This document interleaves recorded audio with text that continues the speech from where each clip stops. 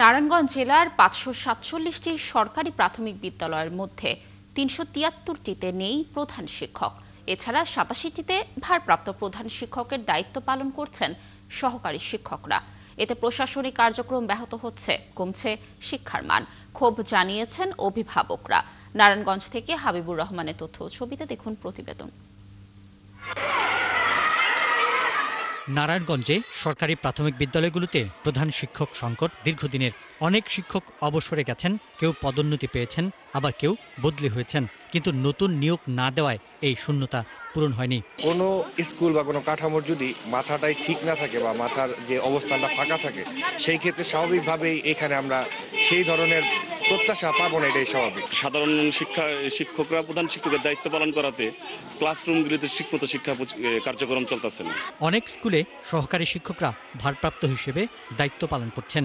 আমরা যে সহকারী যে আছে, আমরা ৩ জন আছি, তো ৩ জন যদি ৩ ক্লাসে যাই, তারপর আর 2 জন কিন্তু আমাদের নাই বলতে কি একজন বদলিজনিত কারণে নাই, আরেকজন দেখা গেছে ভালো চাকরি পেয়েছে চলে গেছে। যদি আমাদের একজন সহকারী শিক্ষক সে ভারপ্রাপ্ত হইয়া অফিসিয়াল কাজ করে, তাহলে স্কুলের ক্লাসগুলো এবং পড়া দান করতে আমাদের হিমশিম খাতি হচ্ছে। হেড টিচারের কাজ সহ আমার স্কুলের ক্লাসগুলি সহ আমার স্কুলের 2 সহকারী টিচারের ক্লাস সহ আমাদের উপরে অনেক বেশি চাপ।